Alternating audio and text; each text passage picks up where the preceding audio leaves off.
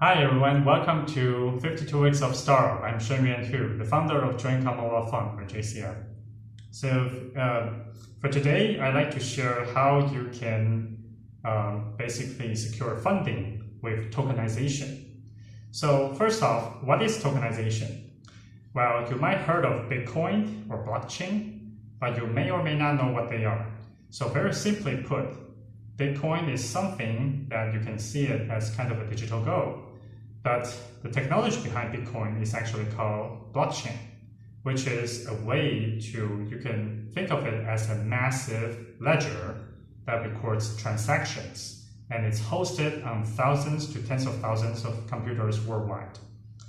And what this distributed ledger does is that all the transactions are very transparent, they are secure, they are not modifiable, at least since the beginning. Bitcoin has never been hacked. The system infrastructure has always been intact, as well as like Ethereum. So with many thousands and tens of thousands of computers, even hundreds of thousands of nodes in the world, this ensures the integrity of the ledger or the records of the transactions. So how can this be used besides just like the top cryptos like Bitcoin and Ethereum? Well, there's something called smart contract, and it basically allows anyone to issue their own tokens of some kind of assets.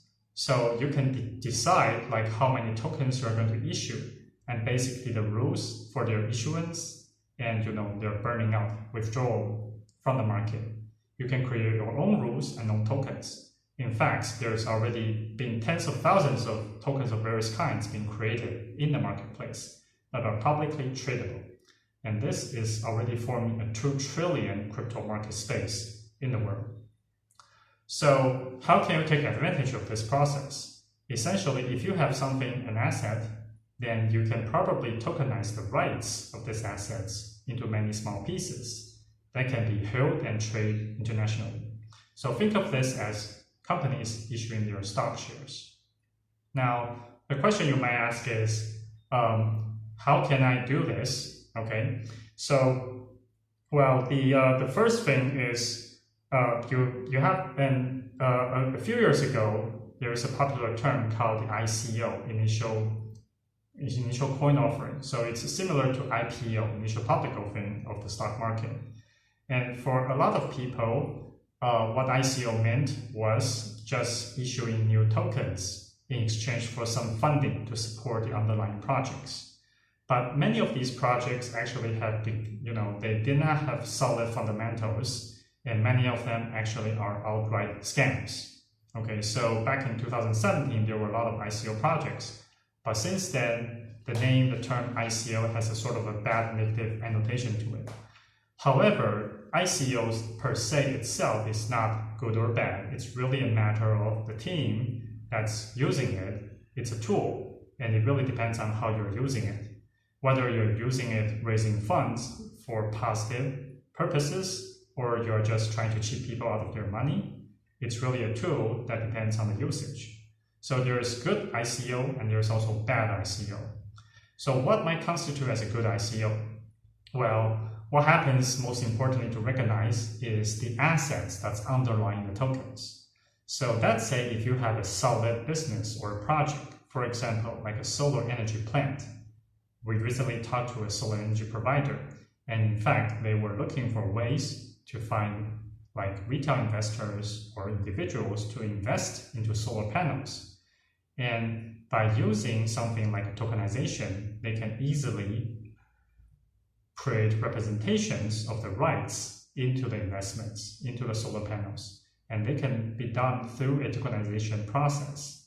So this will be a kind of a good ICO because the underlying assets are real and they can produce value. They could have revenue streams. They are investable. Okay, so if you are investing into something like this with assets backing up the value of the token, then potentially this can be a good ICO and a good way to use the technology. So what are the steps required to do this? Well, First off, whether you would like to issue your own tokens or you like to invest in such projects, you have to make sure you know the underlying assets, whether it's like a solar plant or it could be something physical like collectibles or precious metals, or maybe it could be something like some intellectual property rights, right? But anything, if it's a valid asset, whether it's tangible assets or intangible assets, it's all something that potentially can be tokenized. Obviously, there are legal restrictions depending on the countries you're in. So please check this with your lawyers if you are, in terms of the legality of such aspects. But essentially, the mechanisms are there that if you have assets, the first step is to identify what the underlying assets is. And the second thing is you can determine or check like how much of that asset are you willing to tokenize. For example, it can be 10%, 20%, or 100%, depending really on what you're intending to do. For example, if you are a forest owner, you might decide to tokenize 10% of your forests for funding in order to help to upgrade, maintain, and keep the forestry so that it can produce better value, recreational value, social value, or economic value. And then, once you have identified these two, you can find a tokenization service provider who can help you and assist you with how to bring your token into the market and creating the actual token through a smart contract. And this is something that there are already service providers out there. However, we are just recently exploring this space, and we have a different, unique value, which is besides helping you to tokenize your assets, we also have a dividend mechanisms that allows the profits of these investments be put into a dividend pool that pays back regular dividends to other participants, and some of which can even be donated to charities or social organizations that you like to support. So if you're interested into how you might be able to participate or join in the tokenization of assets, and feel free to reach out to us.